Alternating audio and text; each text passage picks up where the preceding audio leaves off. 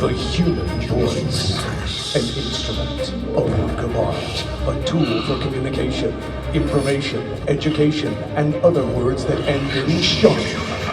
The human voice is also a source of entertainment. When used properly, it can tell stories with passion, conviction, and drama. The human voice can be manipulated to change from its normal sound and frequency to other tones, characters, and creatures.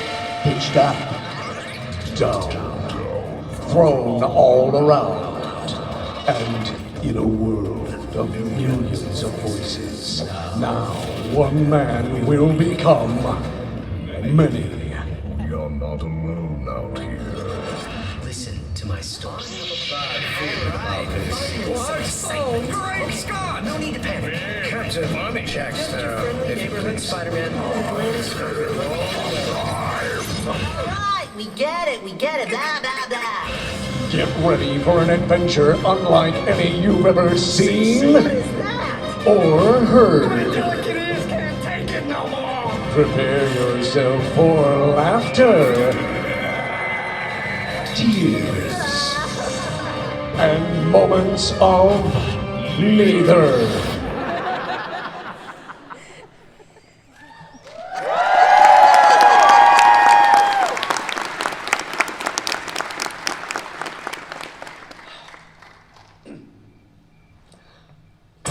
Get set for the voice to end all voices. The master of mouths, the king of characterizations, the prince of pronunciation, the infinite impersonator, the architect of audibles, the noun of nouns, the one, the only. Is anybody buying this yet? Ladies and gentlemen, the best of the best. Please help me welcome to the stage every voice you've heard and will hear, including this one, is James Arnold Taylor?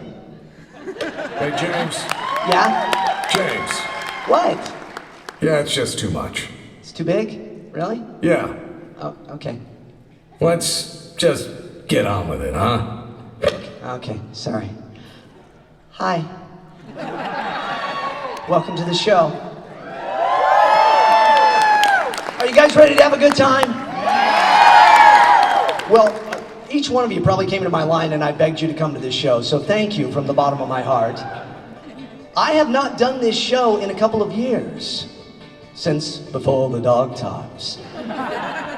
But I'm excited. This is the first place I'm doing the show, and I'm thrilled to be doing it. I've got some new stuff in the show that has never been seen anywhere else before, and you all get to see it and experience it with me. Are you excited about that?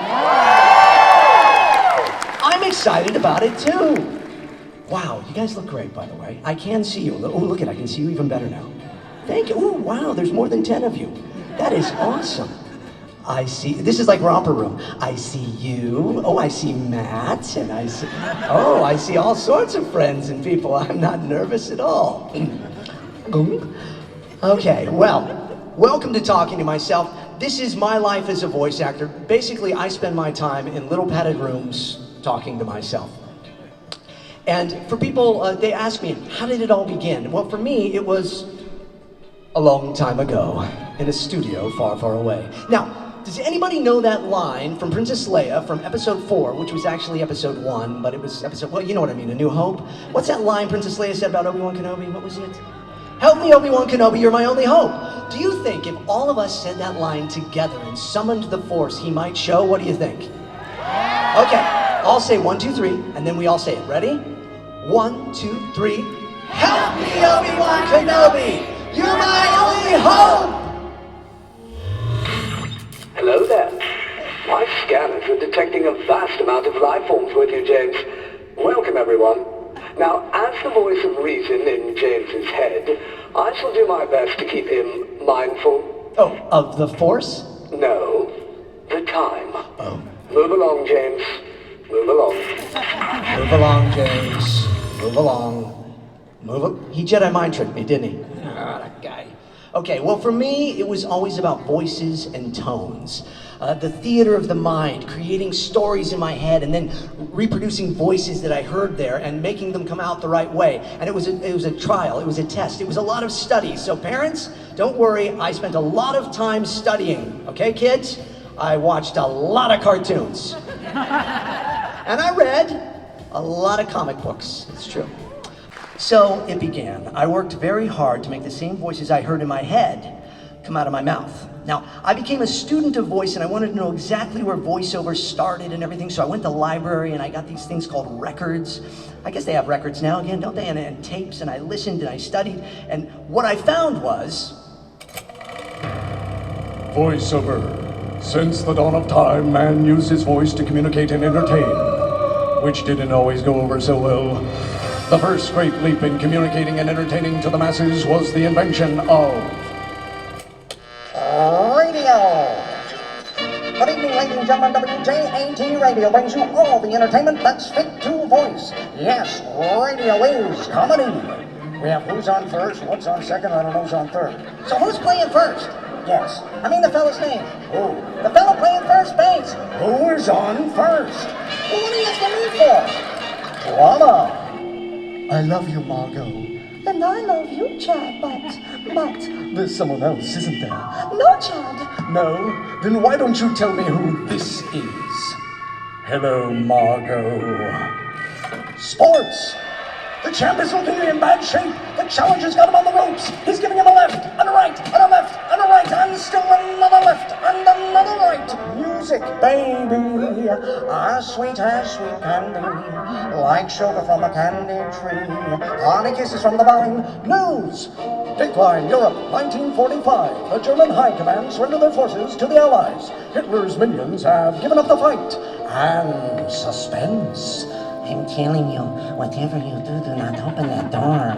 But I must see. Trust me, nothing can prepare you for what is on the other side. But I must. Hello, Margot. But radio is only the beginning. Voiceover is used in everything from film. Critics are calling it so-so. Not one of this year's best. Meh. From the director of a big movie that did really well and the producers of another movie that did really well comes a story that will touch your heart and make you believe your darkest fears will come true. To television. Tonight's presentation is brought to you in living color. Butter. Got milk. Oh yeah! We're experiencing technical difficulties. Please stand by. To phone services. If you'd like to make a call, please hang up and dial again. What kind of movie would you like to see?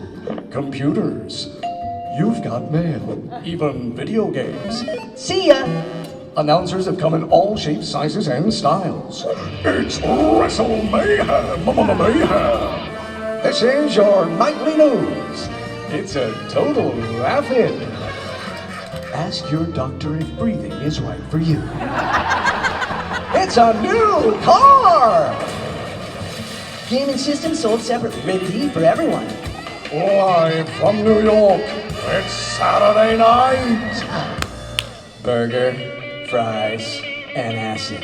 Leave me alone, I'm crazy. Voiceover. Wherever there are words needing to be read, there will be a voice actor ready to read them. From now into the next millennium and beyond.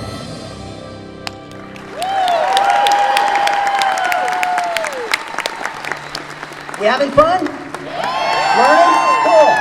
Well, so it began. Yes, voices were my my destiny.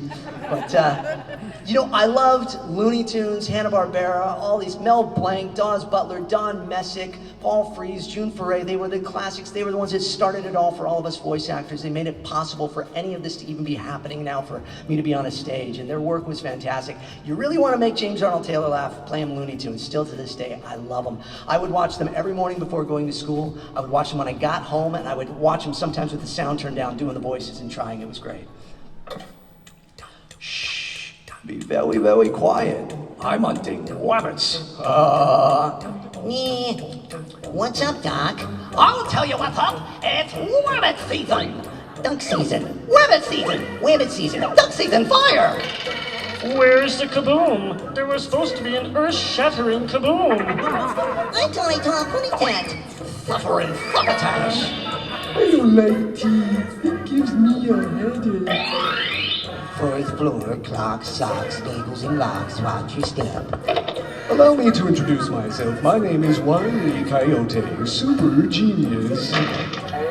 Meet me. Meanwhile, at the Hall of Justice, Wonder Twin powers, activate! Oh boy. gosh.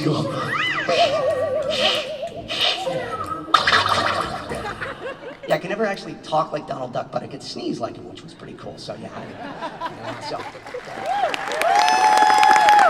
Thanks. But see, it wasn't just cartoons. No, there were puppets that did great voices, right?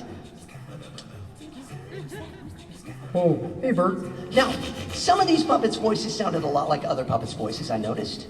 Oh, hello, Bert. Right, but it didn't matter. They were awesome. Oh, and by the way, little note, Kermit singing Rainbow Connection could pretty much bring the biggest bully on the playground to tears and save me from his wrath. Why are there so many songs about rainbows? And what's on the other side? That's so true. The lovers, the dreamers, and me. Yeah, thanks. Now, I don't know if anybody else can relate to this, but I was always, every single year, and still in our Clone Wars family, the shortest kid in the class, it seems like. Well, it wasn't that short, but yeah. But I found that I didn't really get picked on. I found that my mimicry helped me. I would recreate everybody's favorite scenes from the movies they watched the night before, or the shows that they were watching. And you gotta remember now, this was before streaming services, or DVDs, or DVRs. VCRs were brand new back then. They cost like $1 million. So basically, now this is an outdated reference already, but to me and my friends, I was TiVo. You're traveling through another dimension. A dimension not only of sight and sound, but of mind. Flight comm, I can't hold it. She's breaking up. Steve Austin, astronaut, a man barely alive. Gentlemen, we can rebuild him. Does your dog bat? No. Oh. I thought you said your dog doesn't bat. That's not my dog.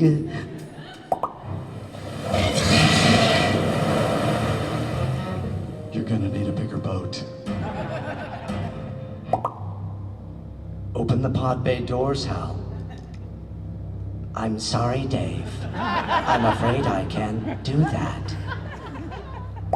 Kid, get us out of here. I'm sorry, Michael. I'm afraid I can't do that. Bond. James Bond. Snakes. Why'd it have to be snakes? E.T. phone home. Yep, life moves pretty fast. If you don't stop and look around once in a while, you could miss it. Your powers are weak, old man. You can't win, Darth. If you strike me down, I shall become more powerful than you can possibly imagine.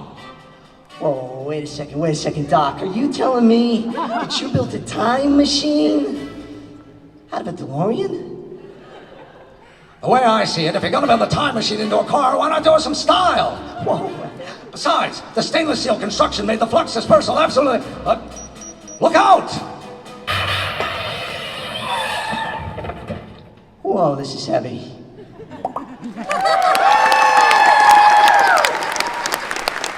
I mean, stuff all over the place. We still having fun? Okay.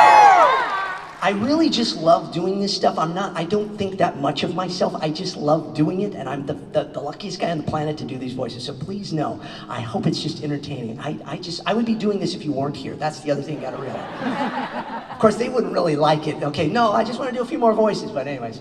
So by the time I was 16, I took all this talking to myself to the stage as a stand-up comic. At 17, I went to the local radio station, started sweeping up, and within a year I had my own radio show. And by the time I was in my 20s, I had built my own home recording studio and started my own voiceover production company.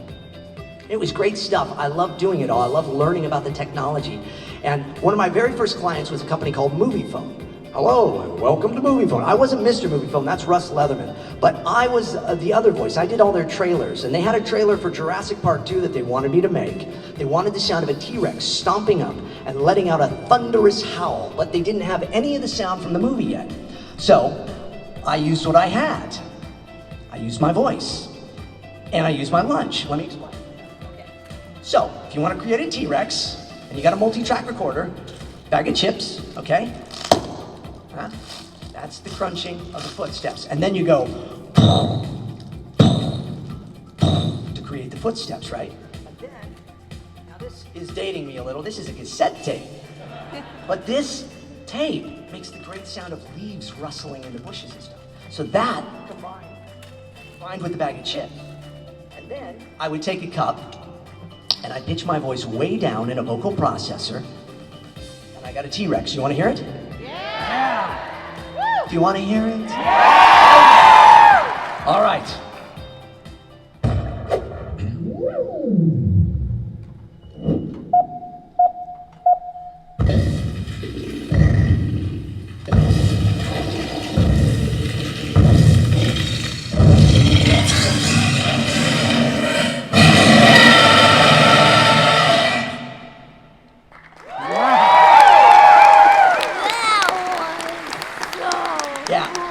Actually was just my voice, all those sounds. It's weird. James, are you alright? I thought I heard the Zillow beast. No, it's just me talking to myself, Master Obi-Wan. Oh, good. I was going to say... Oh, you have a bad feeling about this? Yes, but I believe there's a quota on that line in this show, and I want to save it for when it really matters. Okay. So, you know, I took all this talking to myself and I put demos together and I was like, I need an agent, right? So I finally got an agent after a lot of persistence and a lot of putting different things together. And some of my first work was doubling celebrities. So if they weren't available, I'd fill in for them. So some of my first work was doubling Michael J. Fox for things like, you know, Stuart Little and Atlantis, The Lost Empire. I even got to take over for Michael in the sequel, Atlantis, Milo's Return. I don't know if anybody's seen that, but Jiminy Christmas, that was me. And it's now available on Disney DVD and Blu-ray. Sorry, they make me say that. But, or Disney Plus, that's what I should say. The show's outdated. Sorry, it's been a while. Okay, but what I found as a voice actor is most of your days are spent auditioning more so than working, because you are constantly trying to show the writers, the directors, and the producers that you're the right person for the job. So I spent most of my days auditioning for stuff, and in an audition, as a voice actor, for those of you who want to know, you can have no inhibitions. You cannot worry about how you look. It's all about how you sound. And you never know what to expect in an audition for a voice job. Okay, James, make yourself comfortable. We want you to sound very real, casual, conversational. We're looking to get this in about 1.7 seconds. Oh, and don't make it too announcery. For this first take, just give us whatever you have in mind, okay? Okay, sounds great. Great, we're rolling. Take one. Use only as directed. Great. Okay, let's try one a little more conversational. Use only as directed. Now more serious. Use only as directed. What if we needed it in 3.8 seconds instead of 1.7? Use only as directed. Okay, now stretch it out, but go back to 1.7 seconds. Wait, use only as directed. How about with a German accent? Use only as directed. No. No. New York, maybe? Hey, use only as directed. Forget about it. British? Use only as directed. How about French? Use only as directed. Romanian? Directed, use only as. What would a woman sound like?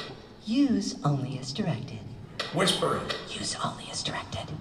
And more staccato. Use only as directed. How about a real announcery voice? Use only as directed. Now energizing. Use only as directed. Bigger and faster. Use only as directed. Faster and bigger. Use only as directed. Bigger! Use only as directed. Okay, stand by.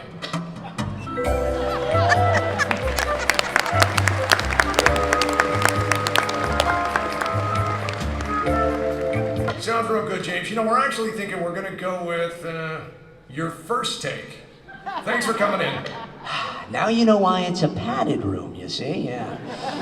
Oh, yeah. But, you know, I gotta tell you, all these years of being a voice actor, if somebody had told me when I was a kid I would be doing one particular type of voice acting, I wouldn't have believed them. And you know what that is? Anybody? Video games. Yeah, oh, I heard it. I heard it over there. Now, you know why nobody would expect video games when you were my age? Because, again, I'm an old man. Because when I was a kid, video games looked like this.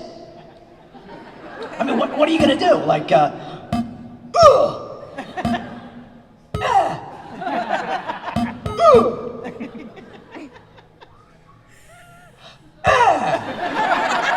Okay, duck, duck, shoot, shoot, shoot, shoot, shoot, duck, duck, duck, shoot, shoot, duck, duck, ow! Yeah. Whoa!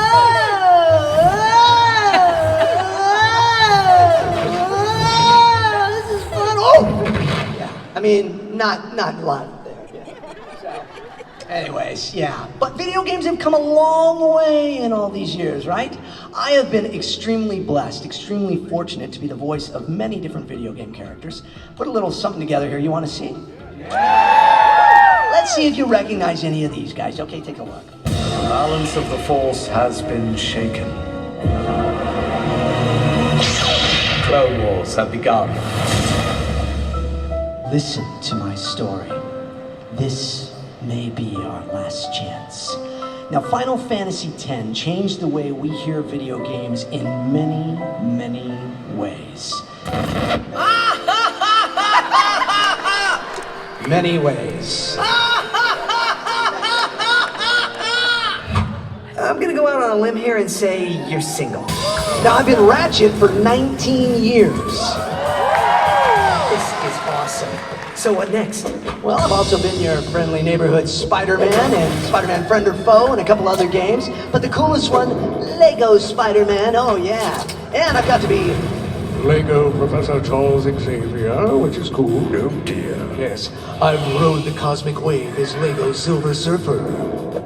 And in DC Lego, I'm Lego Robin. And the fastest Lego alive, Lego Flash. The force is strong with me as Lego Obi-Wan. I've kept it cool as Iceman for the X-Men. And I've meddled with their plans as Magneto. In Infinite Crisis, I was Nightmare Robin, who sounds a lot like another character I played, Gabe Logan in the Siphon Filter series. I've been Leonardo in the Ninja Turtle game. Alright, finally some excitement. Oh, and speaking of movies based on games, I was Messick in the Princess Bride game. Anybody wanna be loved? I'm also a Hiccup in all the How to Train Your Dragon games, which is pretty cool, right, Toothless? Oh, yes, but I'm also the voice of Fish Legs in those games as well. So that's pretty cool. Great Scott, I'm young Doc Brown in the Back to the Future game. I've got a bad feeling about this. Jiminy Christmas, I'm also Milo Thatch in the Lost Atlantis series games. I'm Yondu in Guardians of the Galaxy Boy, oh. And Cosmo, the telepathic Russian cosmonaut. Ah, yes, he's good. I've been Prince Charming. The Big Bad Wolf. What? Humpty Dumpty. Gingy, the gingerbread man. And even Justin Timberlake's double is Arthur in the Shrek video games. Speaking of doubles, Johnny Depp as the Mad Hatter, Willy Wonka, and Captain Jack Sparrow, mate. Yeah. Holy cow. I've died and gone to nerd heaven. I've been the voice of all the minions. That is a funny story. And a fallen transformer in Revenge of the Fallen. so many different video games, so much cool characters, so blessed to do it, but it's good because big heroes do big things. So there you go.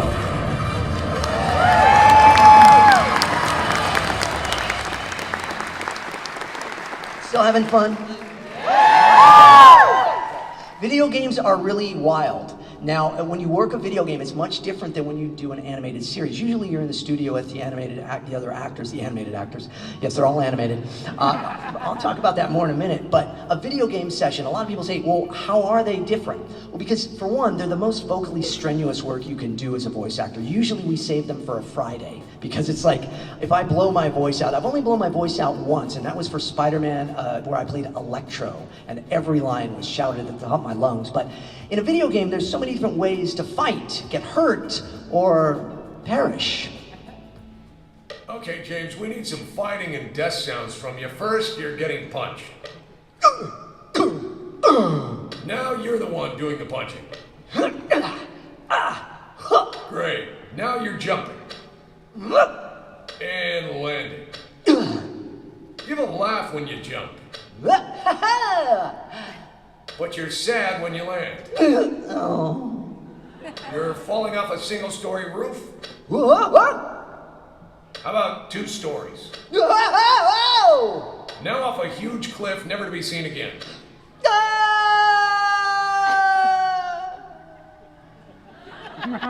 You're being electrocuted? Can you add some more jitter to it? And some futzing? Yeah, it's less painful and more bizarre. Okay, now let's do a combo. You've been kicked in the gut, picked up, thrown off a 3-story building, and landed in a pit of fire. You jump out and are electrocuted. You save yourself by jumping into some water, but then realize there's a sea monster in it, and it tries to eat you, but then spits you out, and you're okay after all.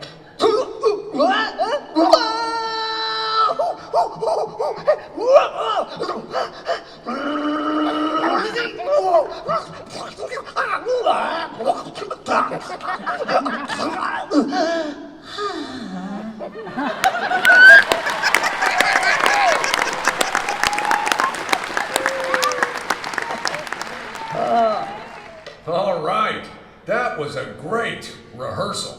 Now let's take it from the top and actually record this one. You guys ready? Yeah, all right, dude. Okay, so a lot has changed in the last 2 years. Now, most of my work is done from my home studio. In fact, 99.9% of my work is now done from my home studio. But it didn't used to be that way. It used to be that voice actors would drive from place to place to place, because as opposed to on-camera actors who spend their time in trailers waiting to then be called in, and then they go, no, the light's not right, and then they gotta wait more. We know how that is. Yes, but for voice actors, we go from place to place to place to place in a single day. So this is an example of how my days used to be back in the old days, 2 years ago. So I could start my day driving out to Burbank to do the voice of one of my favorite characters, the Strawberry Mini-Wheat. Hey guys, a little family reunion, huh? Then drive way over the hill to Santa Monica to audition for the roles of Guy 1, Guy 2, and Guy 3. And also an announcer that they'd rather not have sound like an announcer. Oh, and Guy 1 should have the same tone of qualities as Guy 3, but not the same as Guy 2. But Guy 2 should have a similar read as Guy 1, but not the same as Guy 3. Then it's off to Studio City to re-record some dialogue due to a change from standards and practices. Now, this is known as ADR, or Automatic Dialogue Replacement. So they'll play it for me, poop, and then I'll say, phooey. Then I'm back in the car and off to my home studio where I record a quick promo for Fox. Animation Domination, Sunday, 7/6 Central on Fox. Then, back in the car, yabba dabba doing it over to Hollywood to do the voice of everybody's favorite caveman. Huh? Barney, my pebbles. And back in the car one last time to Century City to record what we call a tag, also known as that voice that comes on at the end of the commercial that says a bunch of stuff you can never understand because it's talking so fast. Offer expires November 30th. See store for details. Batteries not included. Active assembly, some assembly required. Member of the IC voter prohibited. Use only as directed.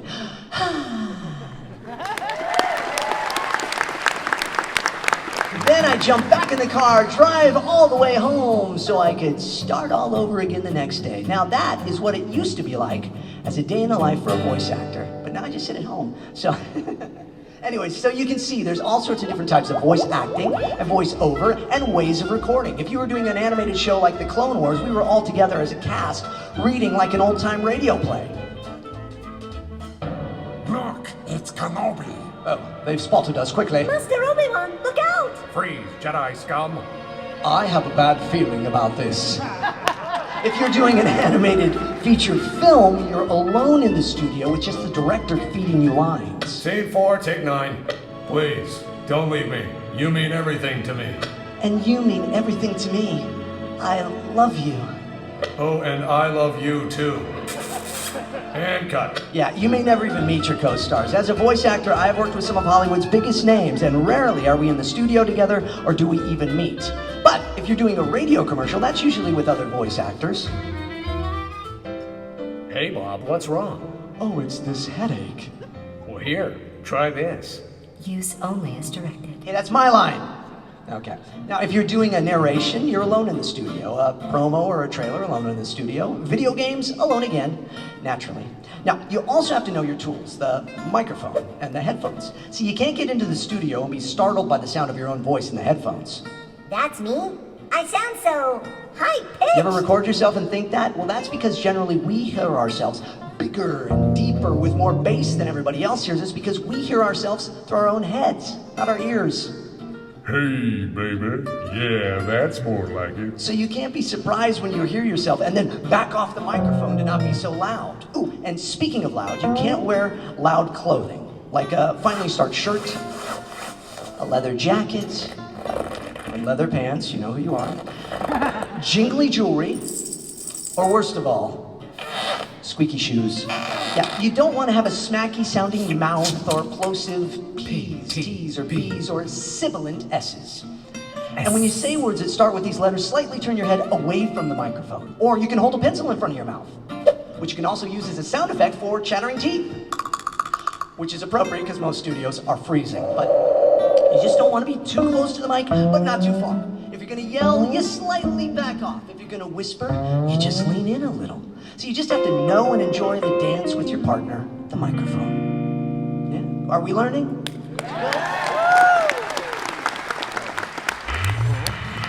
Well done, James.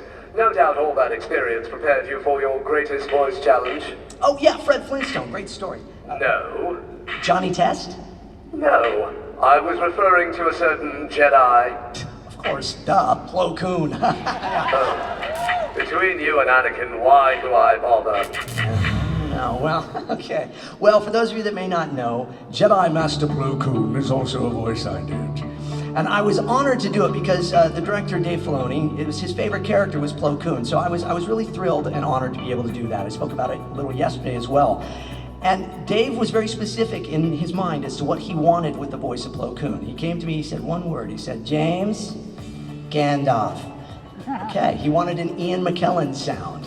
And it's very rich and lovely and royal, and he can pretty much say anything. Don't you think Ian McKellen could do pretty much anything and read, and it would sound dramatic and wonderful? Like, I envision Ian McKellen reading the phone book, say. Do we know what a phone book is anymore? I don't know. Work with me here. Smith, John, 316 Willowbrook Lane. 5.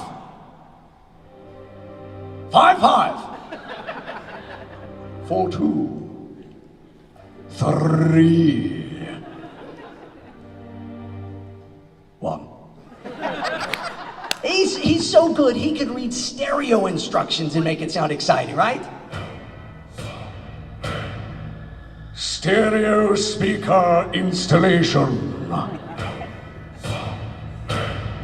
What's connecting the left and right speaker interfaces? One must be certain to make the connections properly. For if the cords are not firmly plugged in, no sound shall pass!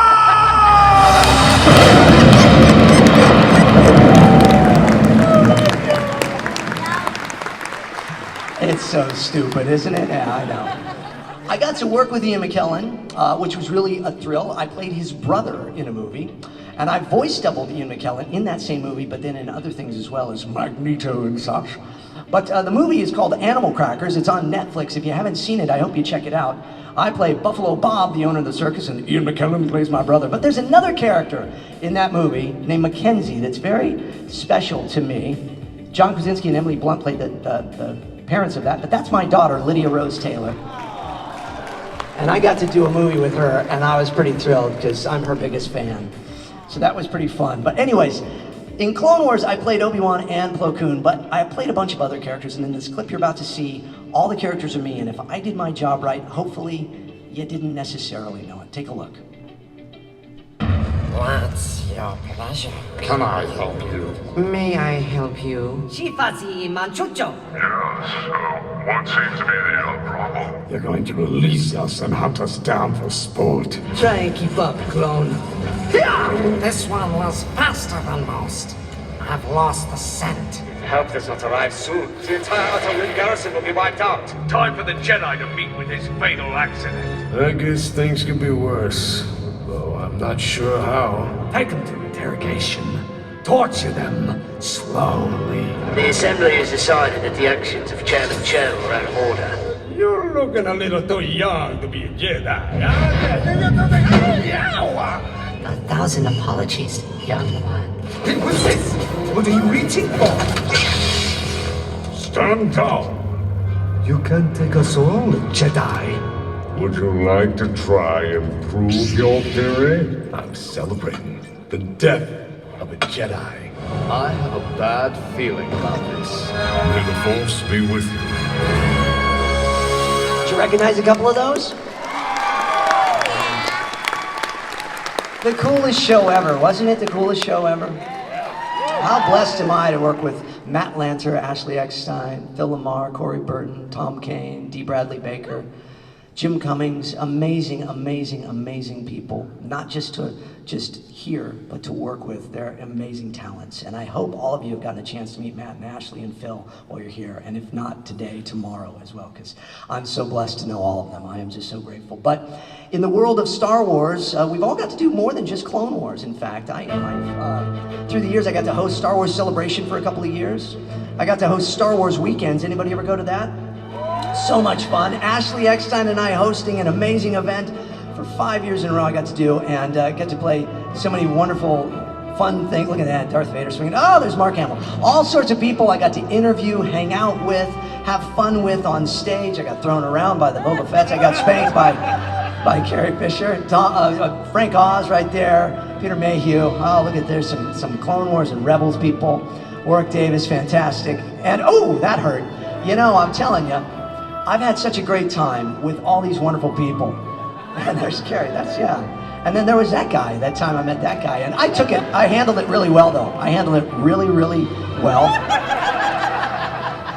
But I've also got to do some voices in the last 5 Star Wars movies as well. I don't know if you know that, but I was in all of the Skywalker saga as well as Solo and Rogue One, doing voices from Stormtroopers to Rebels to aliens in casinos, place your bets, to aliens in the desert singing, to weird kind of creepy alien people chanting weird stuff. It was fun. And then this scene, Matt Lanter and I actually provided voices for, but it ended up getting cut out because it was just too much noise, but we were very funny in it. Trust me, we were great. Matt Wood is responsible for all that, and I thank him for that. And I've done some fun work in Star Wars video games as well, like The Old Republic, and then Star Wars Squadrons, where I got to play a Transdoshan, Frisk, and I thought was pretty cool. In Lego Star Wars, I get to do Obi-Wan in all the holiday specials, and the brand new game. Anybody played the new Skywalker Saga? Pretty awesome stuff. Hello there. Yes. You'll move, yes, all right. Well, another very cool thing I've got to do is Rise of the Resistance. I don't know if you all know this, but I am Lieutenant Beck in Rise of the Resistance, the Mon Calamari that takes you on your journey. Had a wonderful time doing that. That was years in the making of recording those voices. So blessed to work in the world of Star Wars for so many years. I'm just very thrilled and fortunate to do that. But Johnny Test is another character that I do. Now, Johnny really puts me to the test. Yes, he does. Because in an episode of Johnny Test, I'm not just Johnny. I'm many other characters in the show, and it's quite fun to do, but it's a bit schizophrenic. So on an episode of Johnny Test might look and sound, well, something like this. Imagine A voiceover that can actually turn a boring old day into an exciting movie. Stand back, citizens, for this looks like a job for Johnny X. Johnny X, I, Dark Vegan, will destroy you. Muhahaha! Muhahaha! Man, is it hard to breathe with this thing on. And you'll need some help from me, Mr. Mittens. And me, the beekeeper. Porkbelly is under attack by a bunch of bad guys. But who are these super evil villains and where in the world is Johnny X to save us? More on that after a word from our sponsor. I'm Doc Beeble. Try my piles of honey bar. So are you guys gonna, like, take over the universe or the world or something? Don't know yet. We're kicking around some ideas.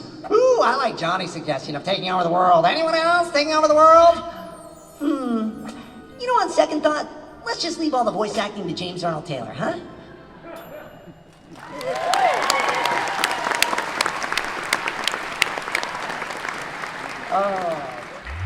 It appears no voice can contain you, James. Well done. I do find it hard to believe that voice comes from the same throat as mine, but... It's really true and it's really awesome. Oh my. I just see a medical droid about this. Carry on, James. Okay, well, let's give Obi-Wan a break and talk about some of the other very cool things I've got to work in through the years. Let's talk turtles specifically, like the 2007 movie TMNT. Anybody seen that one? I was so fortunate to play Leonardo along with Mikey Kelly, Nolan North, and Mitchell Whitfield as the band of brothers. And you know, this movie started back in '05 where we were voicing it. We voiced the entire movie. It was fully animated. And then the Weinsteins came in and kind of made a mess of it, which they tend to do sometimes. And they wanted us to change the whole thing. So they wanted a different tone, a darker tone. So they wanted me to make Leonardo more Christian Bale as Batman, which was convenient because I was actually Christian Bale's voice double for the movie Batman at the time. So the movie that you all know and love and are used to seeing actually originally didn't sound the way that you might be used to hearing it. For example, this scene...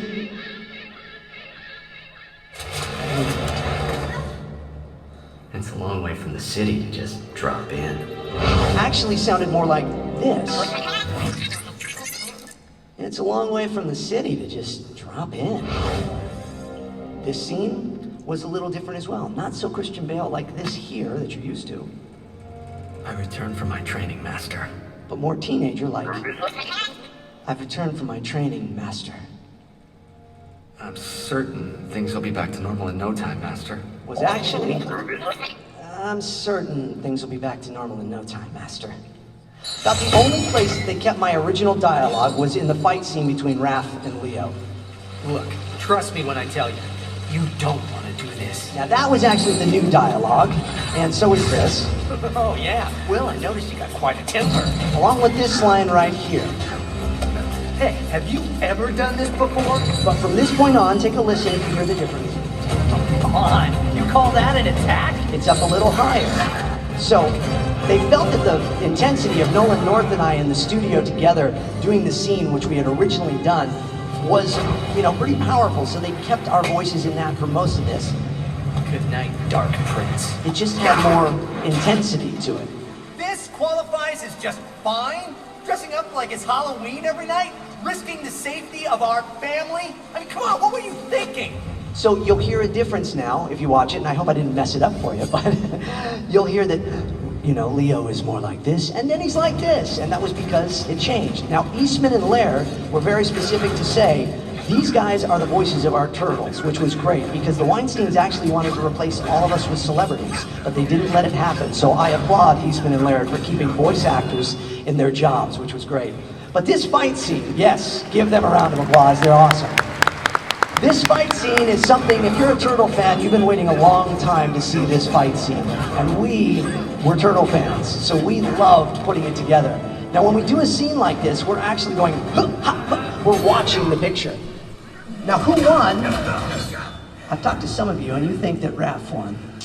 I don't know. I still think Leo maybe let him win. What do you think? You guys have an opinion? I'll leave that up to all of you Turtle fans, but I thought it was great fun to do nonetheless, and I hope you learned a little something about TMNT right there. But How about Ratchet and Clank? Are we Ratchet and Clank fans in here? 19 years of voicing Ratchet. I started when I was 2. No. Almost 19 titles as well. Many, many video games. Not just Ratchet and Clank games, but cameos in other games like Hot Shots Golf 4 and Secret Agent Clank and all these other games. We even got to do, of course, the movie Ratchet and Clank. And then we had a TV pilot that actually was only 1 episode done, but it was quite fun. Now we have A Rift Apart, which is pretty great with Jennifer Hale. Wow. Another Lomax. Dr. Nefarious. This is the part where you lose. Have you played it yet? Anybody seen it? It's a lot of fun, and I am so thrilled to be working with Jennifer Hale. She's a legend in voice acting, and she's fantastic. And David Kay plays Clank, my buddy. Here's a fun fact for you. David and I did not meet until the 6th game, because voice actors doing video games were always just in the room alone. But we met after that, we became fast friends, and he is an amazing, amazing voice talent. Please check out David Kay. You don't want to miss what this guy can do with his voice, because it's not just Clank, he's fantastic. So it's so much fun doing that. Now, there's one other character when people think of me sometimes, and they'll come to the table and stuff, and that would be Final Fantasy X. Now, let's specifically talk about the character that I played. Hello. Hey, do you know how people pronounce your name? I don't know. How? Well, it was written like this, so people always said Titus. Huh? Yeah. But it's actually pronounced Titus. Oh. Yeah.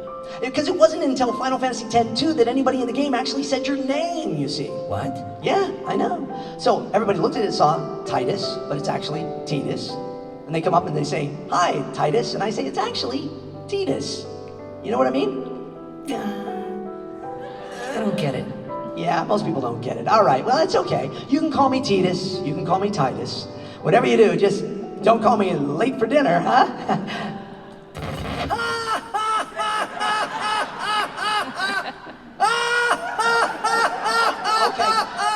Okay, the Titus laugh. Those of you that don't know this are like, what is going on? This laugh is kind of infamous. You know, it was supposed to be that way. Wait, what do you mean? I mean, it was supposed to sound like that. That's how they did it. It was done in Japanese originally. I had to dub everything, and the Japanese actor did it the same way because he was directed to do it that way. It's part of a little joke between Titus and Yuna to make her laugh, you see. It wasn't that I'm not a good actor. Okay. But I didn't know that it would be thousands and thousands of memes and videos. 20 years later, I'm still dealing with the laugh. I did a video on my YouTube about it too, because really at the end of the day, you gotta embrace these things and laugh. Laugh. It's supposed to sound like that. Get over yourselves.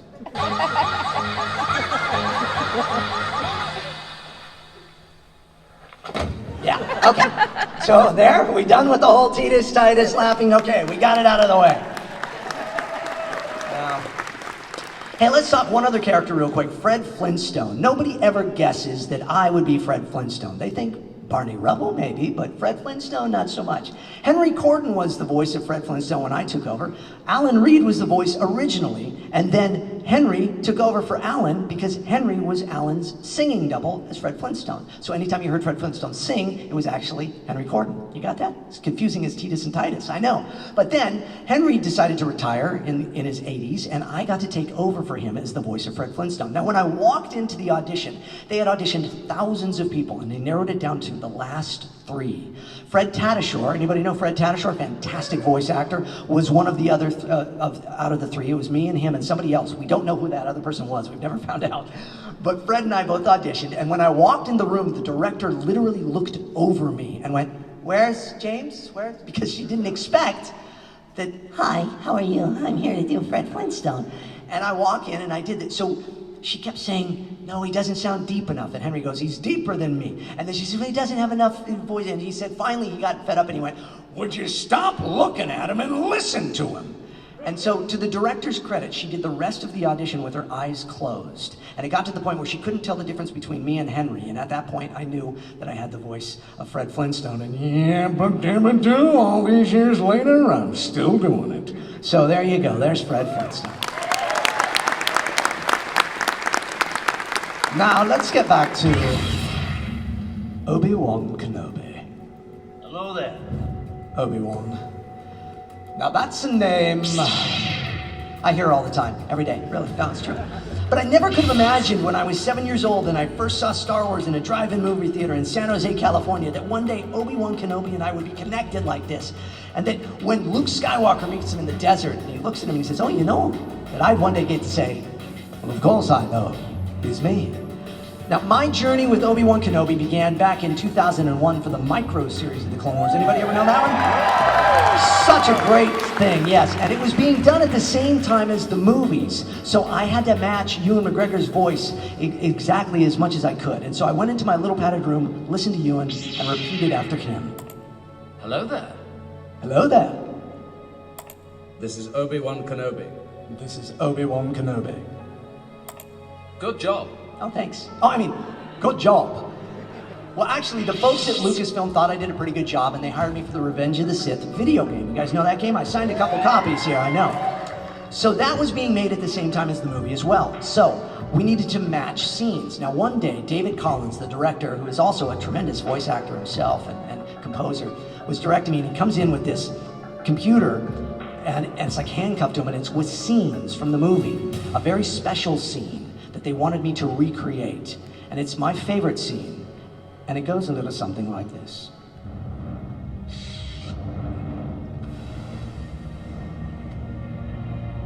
You are the chosen one! It was said that you would destroy the Sith, not join them! Bring balance to the Force, not leave it in darkness! You, my brother Anakin, I loved you. It's weird to have Matt Lanter sitting here doing that. You're still my brother, and I still love you. Don't watch that. That hasn't happened in Clone Wars. Matt Lanter, ladies and gentlemen, come on.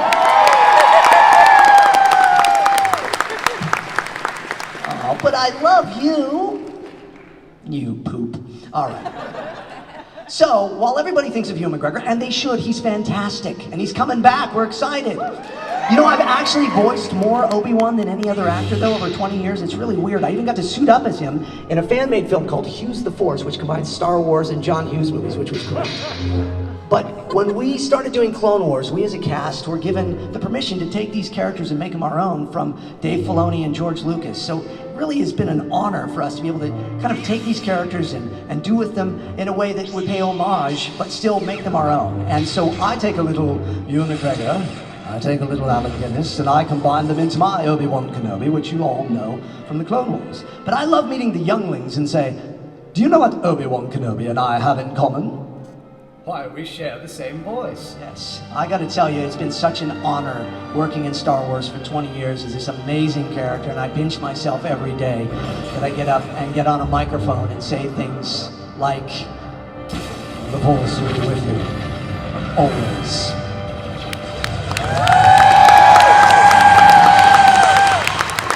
You still having fun? Got time for a little bit more? Okay, we got time for a little bit more. People ask me though, they go like, you know, James, Obi-Wan Kenobi, and you do other people's voices and stuff. I voice double for a lot of people.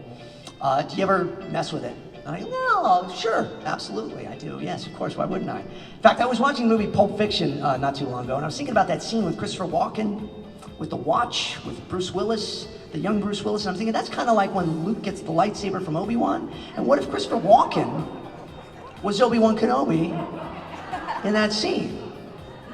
I think it might look like, hello, little man. This lightsaber I got here was your father's, you know.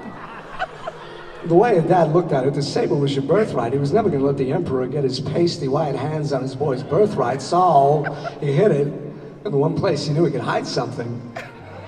His R2 unit. What'd you think I was gonna say? Come on. That's funny. That's funny. Okay. Got time for just a little bit. You know, so, okay, Fred Flintstone and Obi-Wan Kenobi, pretty iconic characters. And they both kind of live in my head. People ask my wife all the time, does he do voices all the time? She goes, yeah. But no, she doesn't. She likes Obi-Wan. She goes, can you just talk like that all the time? All right. Hello, my darling. But yeah, it's fun. So Fred Flintstone and Obi-Wan Kenobi, I kind of always envision like they're having battles in my head, like Revenge of the Sith. Remember with Anakin and Obi-Wan, the little battle? Like it's in my head, and I hope you understand what I'm gonna say because there's a whole cartoon that I'm about to recreate for you, so you better say yes, no. But anyways, it's like it's a battle of tones. It's like a tone war going on in my head between these two guys. You know what I mean?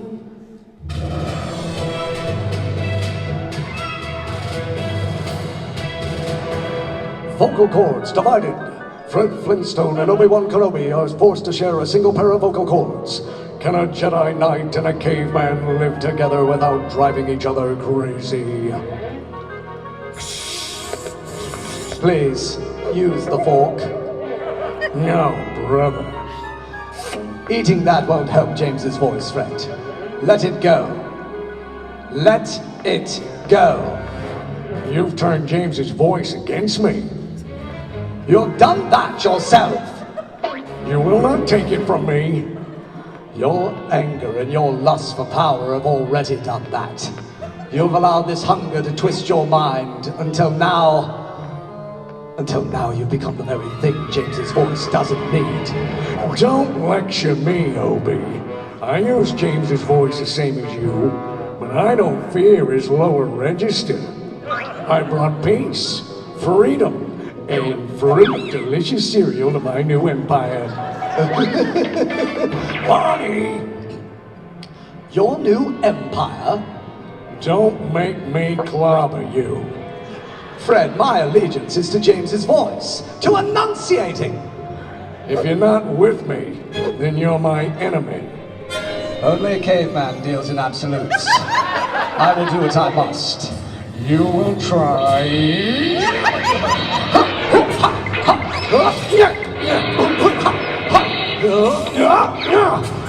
Obi! Wilma! I have failed you, Fred. I have failed you. I should have known you were plotting to take over James's voice. Fred, James's voice is to be shared. From my point of view, there's no room to share. Well, then you are lost. This is the end for you, Obi Schmobi. It's over, Fred. I have the high ground. You underestimate my power. Don't try it.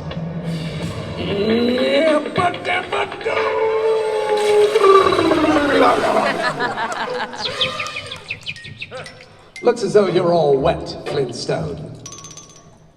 All right. Okay. What do we think? Have we had fun? Well, now I'm impressed. However, I think it wise to wrap it up and end on this high note. You know, spending time with you, James, has made time with Anakin seem almost dull. It appears my transmission is breaking up. James, I best say goodbye to all of you now, and may the Force be with you. Always. Thank you, Obi-Wan. Do you guys want to do some Q&A real quick? We got a few more minutes. What do you think? Do you have any questions? Okay, let me just say this then. What a privilege and an honor it was to spend time with all of you, sharing about my life as a voice actor. Little kid in his room talking to himself has turned into a very, very blessed career. And again, I am humbled. I'm in no way trying to brag. I just am amazed that I get to do what I get to do for a living. It's the best job in the world. And I really thank you all from the bottom of my heart for taking the time to listen to me here. But I gotta tell you, normally in my stage show at this time, I would tell a story about how I lost my voice back in 2005 from toxic mold poisoning. And I lost my voice and I could not talk.